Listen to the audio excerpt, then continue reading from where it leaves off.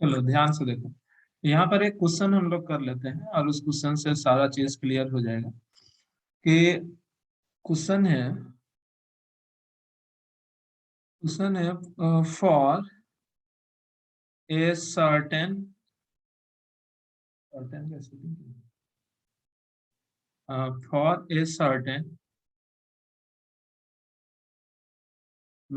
Metal and ligand combination. Copy में लिखते जाना, बाद में रुको मत, चालू रहो। और एक क्वेश्चन लिखो, for a certain metal and ligand combination if octahedral complex, then the crystal field splitting energy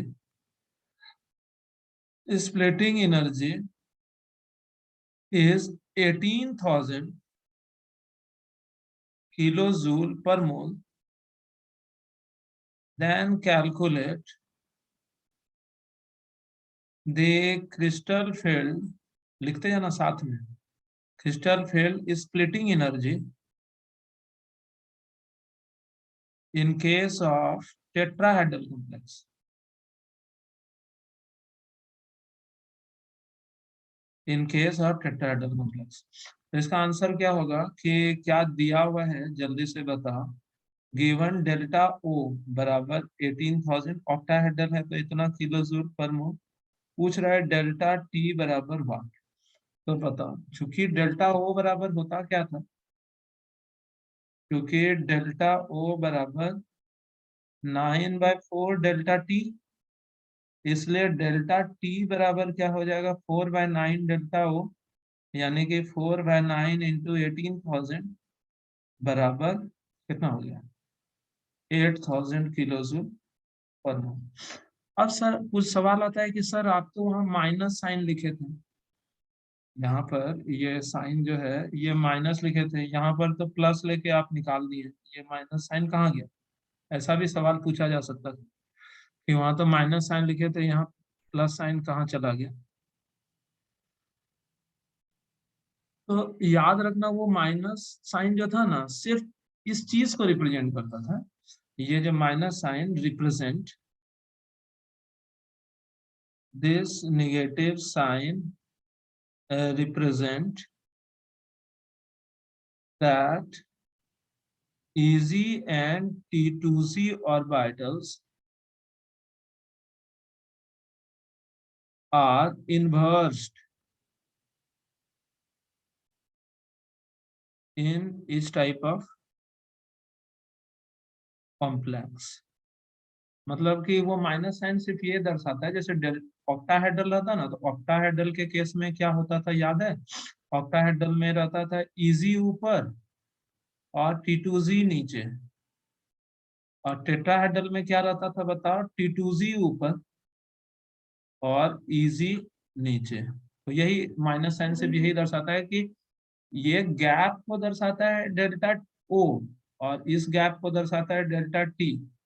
तो ये भी पता चल गया कि डेल्टा ओ बड़ा होता है, ये भी पता चल गया magnitude of delta o is greater than magnitude of delta t, ये भी पता चला। लेकिन वो माइनस साइन सिर्फ दर्शाता है कि इनवर्स है, मतलब कि एक में इजी ऊपर और एक में टी2जी ऊपर है। जब तुम क्वेश्चन बनाओगे ना, यदि मैग्नीट्यूड वाली बात होगी, तो 18,000 के लिए अगर डेल्टा ओ होगा तो डेल्टा टी 8,000 ही लिखो, यदि डेल्टा ओ -18,000 है, डेल्टा टी जो है वो हम समझा। अब हमें जो निकालना होता है क्रिस्टल फील्ड स्प्लिटिंग एनर्जी, उसी को उससे ना स्टेबलाइज हो जाता है कॉम्प्लेक्स। यहाँ लिख रहे हैं ड्यू टू क्रिस्टल फील्ड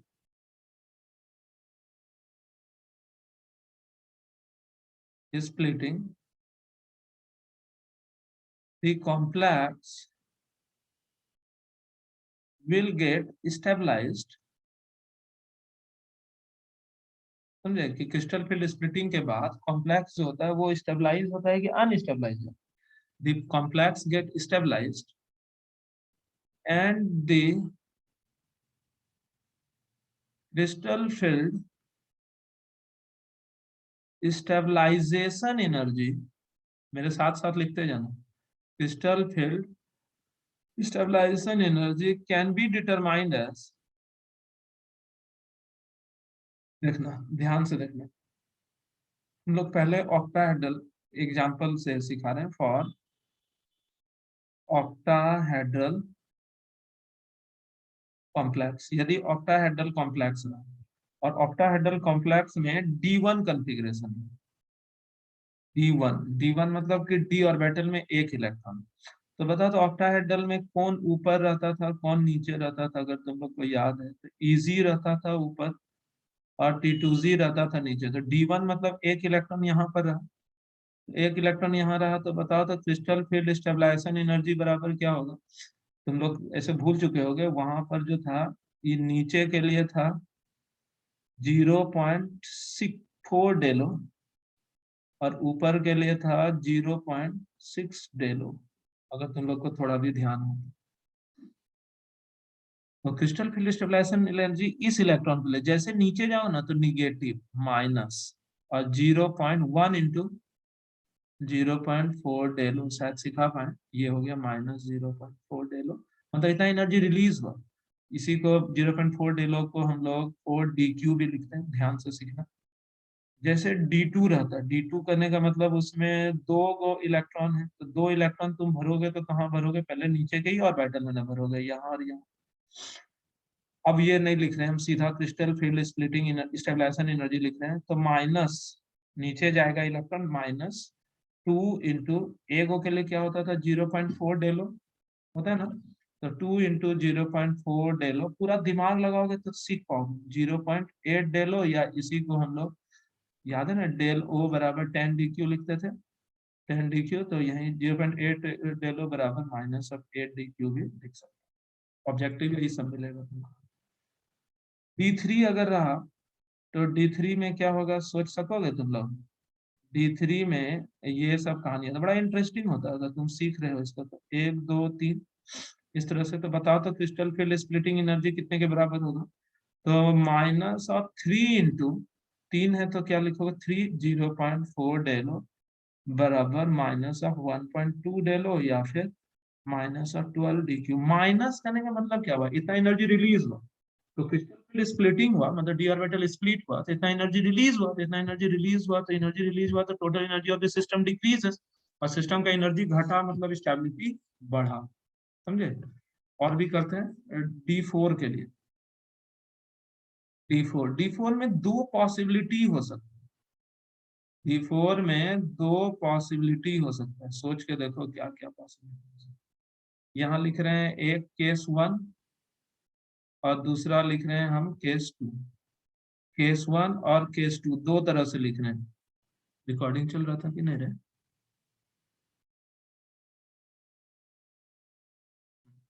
एक है केस 1 और एक है केस 2, ध्यान से देखना यही इंपॉर्टेंट है, ये वाला, ये केस 1 है और दूसरा केस 2। केस 1, केस 1 क्या है, यदि pairing energy is greater than del o, और एक है pairing energy is less than del o, ये गैप जो है इस गैप को ही तो डेल ओ बोलते हैं। डेल ओ मतलब क्या, इस गैप को डेल ओ या फिर 10 DQ बोलते हैं, याद आया, डेल ओ या फिर 10 DQ भी बोल देते थे। तो अगर पेयरिंग एनर्जी, दरअसल अपने को 4 इलेक्ट्रॉन भरना है, तो 4 इलेक्ट्रॉन कैसे कैसे भर सकते हैं, देखो 1 2 3 और चौथा इलेक्ट्रॉन यहाँ नीचे भी रख सकते हैं और ऊपर भी रख सकते हैं। तो अगर मान लो कि नीचे रखें मतलब पेयर कर रहे हैं, नीचे रख रहे हैं मतलब जोड़ा लगा रहे हैं, तो जोड़ा लगाने में भी दिक्कत होगा, मान लो एक ऑर्बिटल में एक इलेक्ट्रॉन पहले से है, तो ये दूसरे इलेक्ट्रॉन को नहीं ना घुसने देना चाहेगा, तो दूसरा इलेक्ट्रॉन को रिपेल करेगा, दूसरा इलेक्ट्रॉन डालने में जबरदस्ती डालना पड़ेगा, तो जबरदस्ती डालने में जितना एनर्जी लगता है उसी को बोलते हैं पी मतलब पेयरिंग एनर्जी। अगर पेयरिंग एनर्जी ज्यादा हो मतलब कि जोड़ा लगाने में ज्यादा एनर्जी लग रहा है और डेलो कम हो मतलब ऊपर ले जाने में कम एनर्जी लग रहा है, तो वाजिब है ऊपर चल जाएंगे, काहे इतना तामझाम करेंगे नीचे लगा, सुने।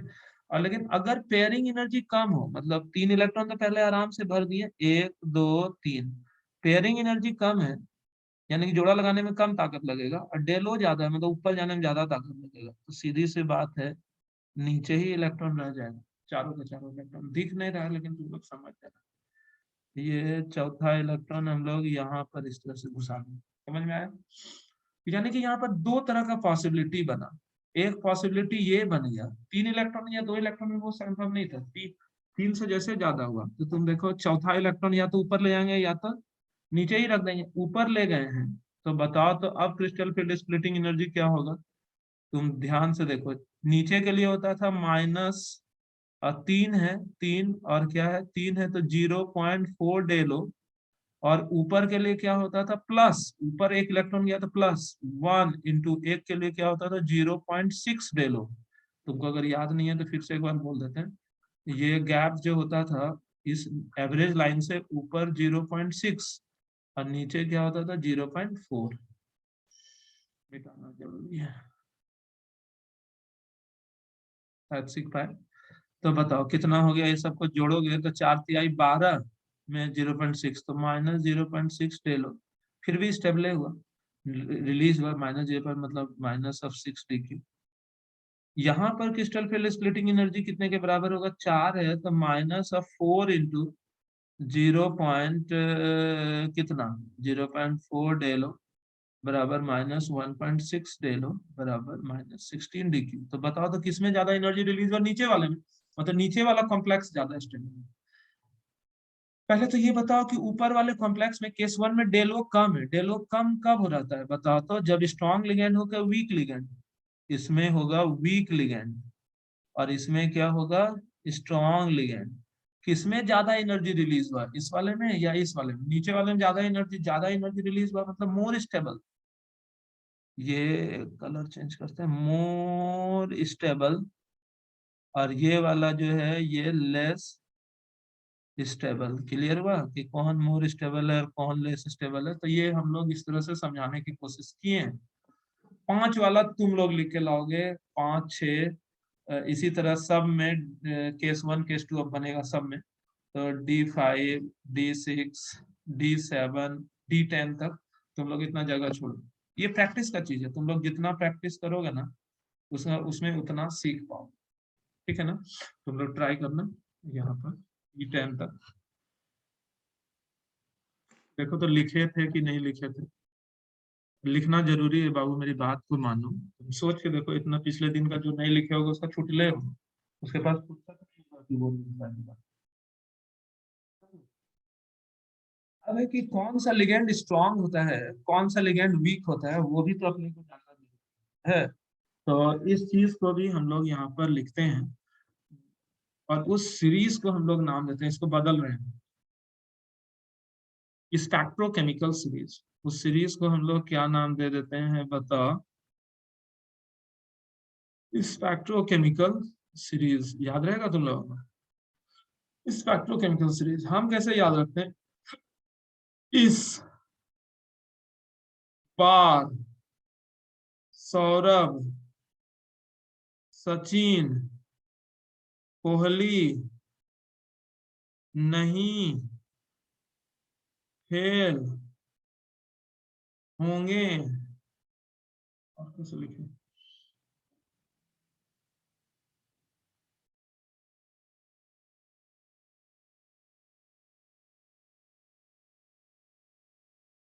होंगे हैं नए कहें। अब देखो भाई, हंसना नहीं भाई, हम तो ऐसे नहीं याद रखते। समझे? इस बार सौरभ, सचिन, कोहली नहीं फेल होंगे हैं कहीं नहीं। तो इसके बाद भी और लिखना है, जैसे कि तुम्हारा हो जाता है NCS माइनस,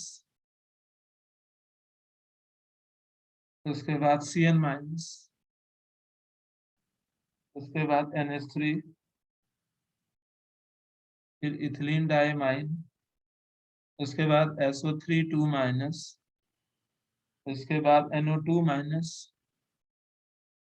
इसके बाद फिनाइल ग्रुप तुम्हारा बहुत ज्यादा स्टेबल होता है CO। ये सब ना स्ट्रेंथ ऑफ लिगेंड हम लोग लिखेंगे, कि ये सब तो तुम लोग को अच्छे से याद करना पड़ेगा। ये सब जो है वो बहुत अच्छे से तुम लोग याद करोगे, तब जाकर तुमको पता चलेगा। ठीक है। अरे ये सब में हम लोग इतना सा को मानते हैं वीक लिगेंड, ये जो ऊपर का लाइन इसीलिए हम छांट के लिखे थे, वीक लिगेंड, और इतना सा को हम लोग मानते हैं स्ट्रॉन्ग लिगेंड। समझे? Strong ligand. और इधर से ऐसे एरो लिखे हैं, स्ट्रेंथ ऑफ लिगेंड। और लिगेंड के स्ट्रेंथ को में अगर तुम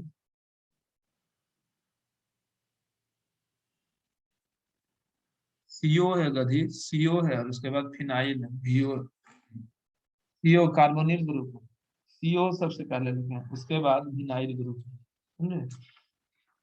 तो ये सब चीज जो था, क्या चीज था तुम्हारा, कोऑर्डिनेशन कंपाउंड का लिगेंड का स्ट्रेंथ वगैरह हम लोग इस तरह से लिखते हैं कि कौन सा लिगेंड ज्यादा स्टेबल है, कौन सा लिगेंड कम स्टेबल है। उसके बाद अपने को पढ़ना होता है कलर ऑफ कॉम्प्लेक्स, कि कॉम्प्लेक्स का कलर उलर जो होता है वो हम लोग कैसे कैसे निकालते। तुम ध्यान से देखना और इसको समझने की कोशिश करना। ये हो गया तुम्हारा स्पेक्ट्रोकेमिकल सीरीज। कल भी सुबह में 6 बजे से क्लास है, मिस नहीं करना। इलेक्ट्रो, सॉरी क्या पढ़ा रहे थे, भुलाइए। कलर ऑफ कॉम्प्लेक्स, अरे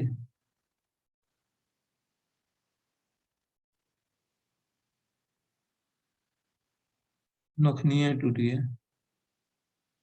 चलो काम चलाते हैं। कलर ऑफ कॉम्प्लेक्स, कि इस तुमसे पूछेगा ना कि वैलेंस बॉन्ड थ्योरी का क्या शॉर्ट कमिंग था, तो तुम जवाब दोगे कि वैलेंस बॉन्ड थ्योरी का ये भी शॉर्ट कमिंग था कि वैलेंस बॉन्ड थ्योरी इस बात को एक्सप्लेन नहीं कर पाता था कि कौन सा कॉम्प्लेक्स किस कलर का होगा और कौन सा कॉम्प्लेक्स किस कलर का होगा। तो कलर ऑफ कॉम्प्लेक्स को एक्सप्लेन करता है कौन, ये crystal field theory. Crystal field theory किस तरह से एक्सप्लेन करता है वो चीज भी तुमको समझना होगा। कि क्रिस्टल फील्ड थ्योरी के अनुसार ये बोला जाता है कि जब क्रिस्टल फील्ड स्प्लिटिंग के बाद डी ऑर्बिटल दो अलग अलग एनर्जी लेवल में बढ़ जाता है, जब क्रिस्टल फील्ड स्प्लिटिंग के बाद डी ऑर्बिटल दो अलग अलग एनर्जी लेवल में बढ़ जाता है, जैसे कि तुमको यहाँ पर दिख रहा है। देखिए बहुत इंपॉर्टेंट, ध्यान से देखिए कि ये क्रिस्टल फील्ड स्प्लिटिंग के बाद डी ऑर्बिटल दो अलग अलग एनर्जी लेवल बढ़ गया। इस तरह से क्रिस्टल फील्ड स्प्लिटिंग के बाद ये डी ऑर्बिटल दो अलग अलग एनर्जी लेवल में बढ़ गया।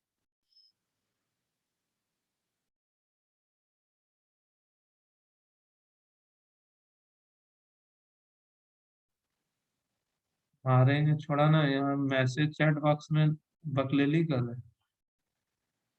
अरे नकल वाला अभी जो दिख रहा है वो नहीं समझ में आ रहा तुरंत। कलर ऑफ कॉम्प्लेक्स देखो ध्यान से, जैसे कि मान लो ये कोई स्टूडेंट है, ये कोई स्टूडेंट है मान लो, नंबर 2, कहाँ नंबर 2 है, BR-, पता नहीं क्या बोल रहे हो। नंबर 2 दाएं से बाएं से चौड़े से किन्ने से। तो खैर कलर ऑफ कॉम्प्लेक्स देखो, जैसे ये कोई स्टूडेंट है, ये स्टूडेंट ना एक स्वेटर पहना हुआ है, स्टूडेंट तो इतनी है शायद, पतला सा है ये स्टूडेंट, ये स्वेटर है इतना, समझे? तो ये स्वेटर रेड कलर है। तो तुमको ये रेड कलर क्यों दिखता है? तो रेड कलर इस वजह से दिखता है क्योंकि व्हाइट लाइट जब इस पर फॉल होता है स्वेटर पर, तो ये स्वेटर ना बाकी सारे कलर के लाइट को एब्जॉर्ब कर लेता है, सिर्फ रेड कलर का लाइट जो होता है ये रिफ्लेक्ट करता है और वही हम लोगों की आंखों तक आता है। और यही हम लोगों की, अरे पढ़ा रही देखो ना रे छोड़ी। ये जो है, मान लो ये स्वेटर जो है ये रेड कलर का दिखता है, तो रेड कलर का क्यों दिखता है बताओ? कोई भी चीज रेड कलर का इसलिए दिखता है क्योंकि उस पर जब व्हाइट लाइट फॉल होता है तो व्हाइट लाइट में बाकी कलर के लाइट को वो रिफ्लेक्ट कर देता है, सिर्फ रेड कलर के लाइट को वो बाकी कलर के लाइट को वो एब्जॉर्ब कर लेता है, बाकी सिर्फ रेड कलर के लाइट को वो रिफ्लेक्ट करता है, और वही रेड कलर हम लोगों की आंखों तक आता है, जो कि उस बॉडी के कलर के रूप में नजर आता है। जैसे कि तुम लोग यहाँ पर देखो कि दो कलर की बात कर रहे हैं। एक को बोलते हैं हम लोग स्पेक्ट्रल कलर। स्पेक्ट्रल कलर क्या होता है? That is absorb. समझ में आई बात? और एक होता है complementary colour. Complementary colour. Complementary colour क्या होता है? That is reflected. जो कि रिफ्लेक्ट कर दिया गया है ना, तो उसको बोलते हैं कॉम्प्लीमेंट्री कलर। तो बोलो कि ये जो व्यक्ति का स्वेटर रेड कलर का दिख रहा था, तो रेड कलर का ये व्यक्ति का स्वेटर क्यों दिख रहा है? क्योंकि इस बॉडी पर, इस व्यक्ति के स्वेटर पर जितना भी व्हाइट लाइट आया था, तो व्हाइट लाइट में बाकी सारे कलर के लाइट को ये एब्जॉर्ब कर लेता था, सिर्फ रेड कलर को रिफ्लेक्ट कर रहा था। और वही रेड कलर ही हम लोग की आंखों तक आया, इसी वजह से ये स्वेटर रेड कलर का दिख रहा था। बताओ तो ये रेड कलर जो है, ये स्पेक्ट्रल कलर है कि कॉम्प्लीमेंट्री कलर है? तुमसे पूछा जाएगा कि ये रेड कलर जो है, ये स्पेक्ट्रल कलर है कि कॉम्प्लीमेंट्री कलर है? कॉम्प्लीमेंट्री कलर है रेड। पता है ना क्यों? कॉम्प्लीमेंट्री कलर मतलब वैसा कलर जो रिफ्लेक्ट हो रहा है, जो मेरी आंखों तक आया, वो कॉम्प्लेक्ट कॉम्प्लीमेंट्री कलर। और जो एब्जॉर्ब हो जा रहा है उसको बोलते हैं स्पेक्ट्रल कलर। समझे बात को? स्पेक्ट्रल कलर मतलब जो एब्जॉर्ब हो जाता है, और कॉम्प्लीमेंट्री कलर करने का मतलब कि वैसा कलर जो कि हम लोगों की आंखों तक आता है।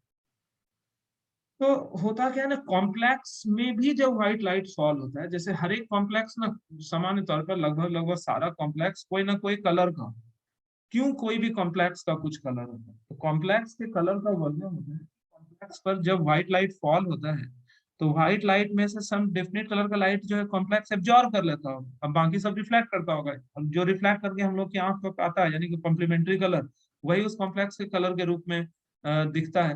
लेकिन होता क्या है कि कॉम्प्लेक्स लाइट के किसी डिफिनेट कलर को क्यों एब्जॉर्ब करता है, तो उसी का वजह यही। क्रिस्टल फील्ड स्प्लिटिंग के वजह से ये जो डी ऑर्बिटल है, ये दो अलग अलग एनर्जी लेवल में बटा हुआ है।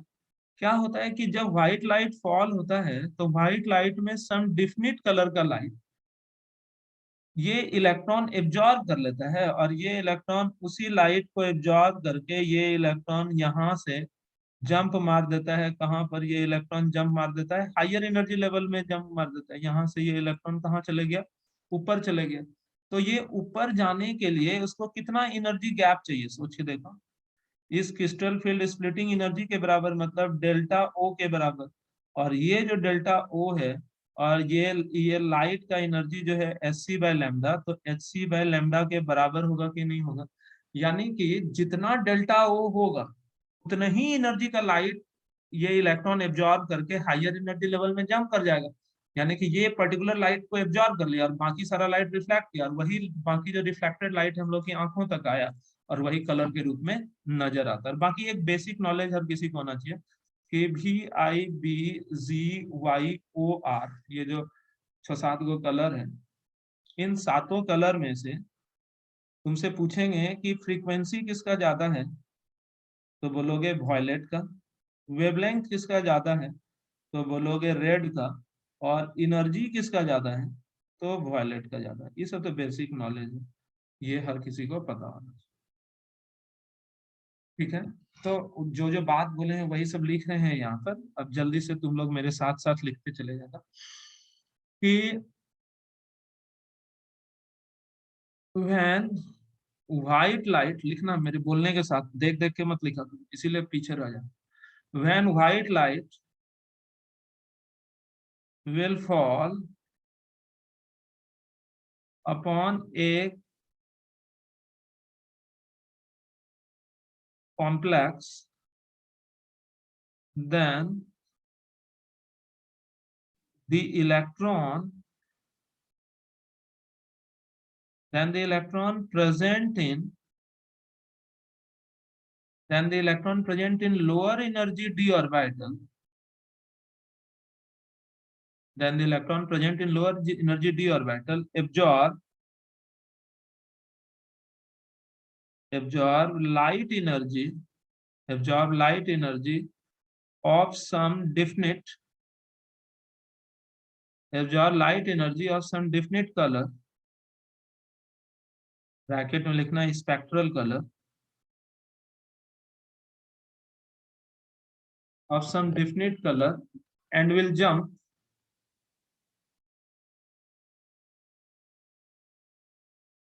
and will jump to higher energy level, higher energy d orbital, while the light of remaining color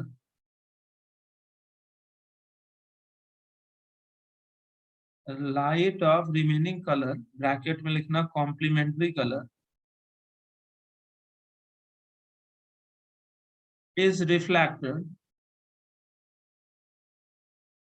which is observed as color of complex, which is observed as colour of complex, जो कि complex के colour के रूप में अपने को नजर आता है। Which is observed as colour of complex, जो कि कॉम्प्लेक्स के कलर के रूप में अपने को दिखता है। यानी कि कॉम्प्लेक्स जो होगा किस कलर का होगा, जिस कलर का वो लाइट रिफ्लेक्ट करेगा। यानी कि अगर ज्यादा एनर्जी का लाइट रिफ्लेक्ट करेगा तो कम एनर्जी का लाइट एब्जॉर्ब किया होगा। तो कम एनर्जी का लाइट कब एब्जॉर्ब करेगा, लाइट का एनर्जी, कम एनर्जी का लाइट जो है ये कब एब्जॉर्ब करेगा, सोच के देखो कि जब कम एनर्जी का लाइट एब्जॉर्ब किया कब, जब डेल्टा ओ कम होगा। डेल्टा ओ कब कम होगा, जब लिगैंड का स्ट्रेंथ कम होगा। सुने बात को, हम फिर से एक बार जो चीज हम यहाँ पर लिख रहे हैं मेरे साथ साथ तुम लोग भी लिखते चले जाओ। डेल्टा ओ पहले लिखते हैं energy of spectral colour,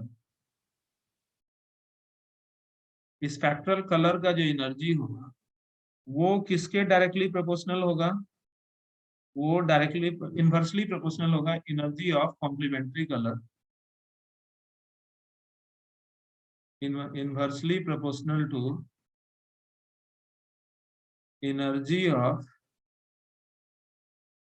complementary colour. और याद रखना कॉम्प्लीमेंट्री कलर मतलब कलर ऑफ कॉम्प्लेक्स, और एनर्जी ऑफ स्पेक्ट्रल कलर मतलब जो एब्जॉर्ब हुआ। तो बताओ तो कब ज्यादा एनर्जी का लाइट एब्जॉर्ब होगा, जब डेल्टा ओ ज्यादा होगा।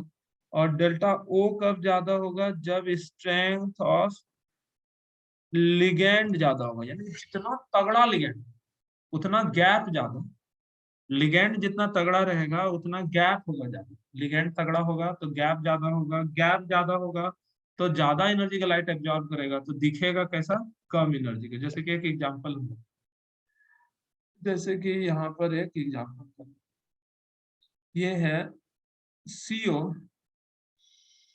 Cl6 3-, ये है CO H2O होल 6 3-, और ये है CO NH3 होल 6 3+ है यहाँ पर। ये 3 कॉम्प्लेक्स है और तुम्हारे सामने 3 कलर भी है, और वो 3 कलर है तुम्हारा ब्लू, ऑरेंज और ग्रीन।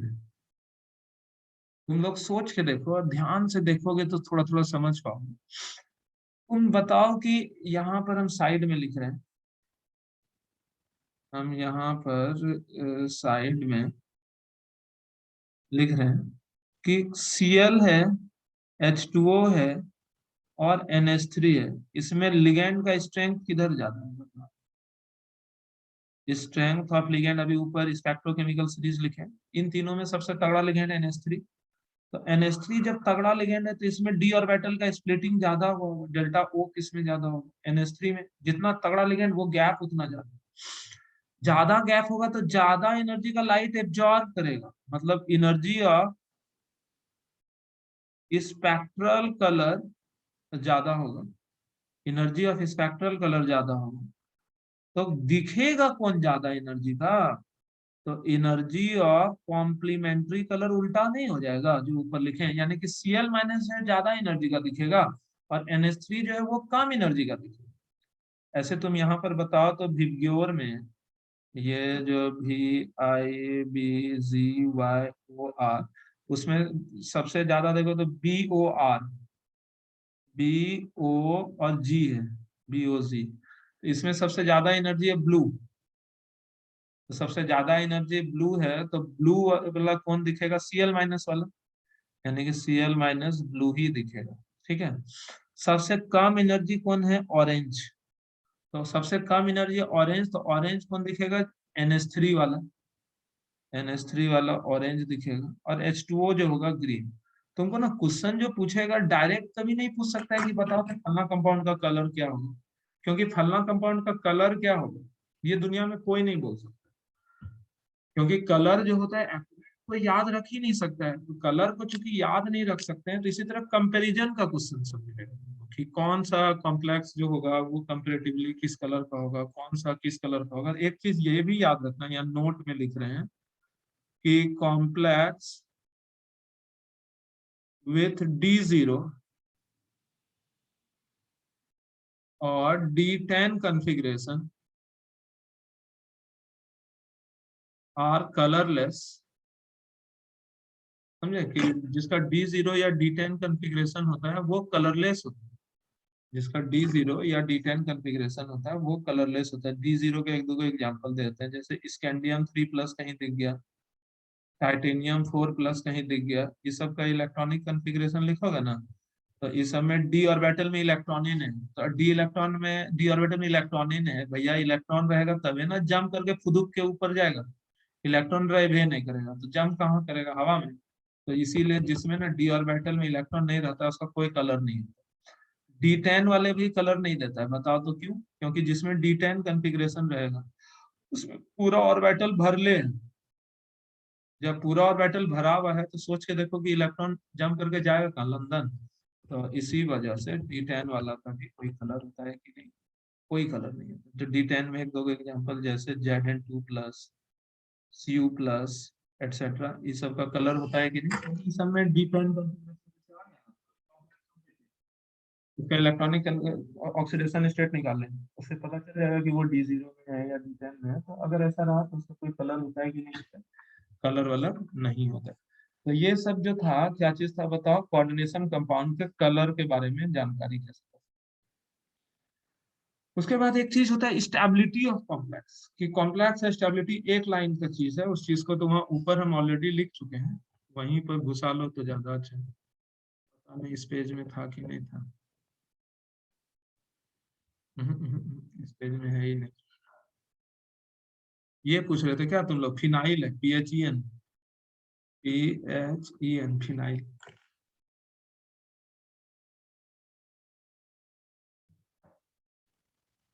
ठीक है, लिख देते हैं नीचे अलग से। लिखो स्टेबिलिटी ऑफ कॉम्प्लेक्स।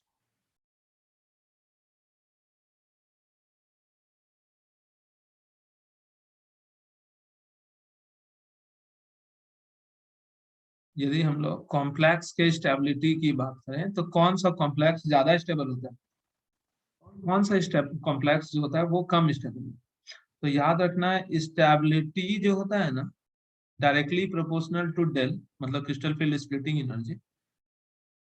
और ये डेल्टा कब ज्यादा होगा बताओ? जब स्ट्रेंथ ऑफ लिगेंड ज्यादा होगा। जितना तगड़ा लिगेंड होगा ना, गैप ज्यादा तो स्टेबिलिटी भी ज्यादा।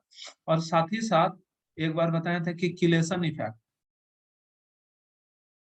किलेशन इफेक्ट मतलब जहां जहां पर एम्बीडेंट सॉरी मल्टीडेंटेंट लिगेंड रहता है, जैसे इथिलीन डायमाइन, ग्लाइसिनेटो, यानी कि जहां जहां साइक्लिक रिंग बनेगा तो वहां पर भी स्टेबिलिटी जो होता है कॉम्प्लेक्स का बढ़ जाता है।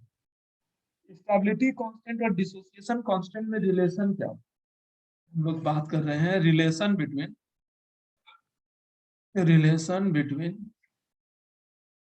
स्टेबिलिटी कांस्टेंट मतलब KS, या कभी कभी बीटा भी लिख देते हैं, and dissociation constant KD। Stability constant और डिसोसिएशन कांस्टेंट के बीच क्या संबंध है? What is the relationship? लिख ले, साथ ही साथ लिखना। तुरंत से वापस आओ, ये अंतिम टॉपिक है लेकिन सबसे इंपॉर्टेंट है। इस तुरंत से छोड़ देंगे अभी हम इसको रिज्यूम कर रहे हैं दोबारा से कनेक्ट होना, भागना मत, क्योंकि यही सबसे इम्पोर्टेंट टॉपिक है, अंतिम भी है। इसके बाद इसमें चैप्टर में कोई दम प्रण नहीं रहता, इसीलिए तुरंत से आना, भागना मत, एकदम बहुत इंपॉर्टेंट चीज बताने जा रहे हैं। और इसके बाद मेटल कार्बोनिल भी बताएंगे 10-10 मिनट का, यानी कि मान के चलो 20 मिनट और लगेगा। 20 मिनट में खत्म हो जाएगा, लेकिन इम्पोर्टेंट है वो 20 मिनट। गायब हुए तो मिस हो जाओगे। जल्दी से आओ, बंद कर रहे हैं।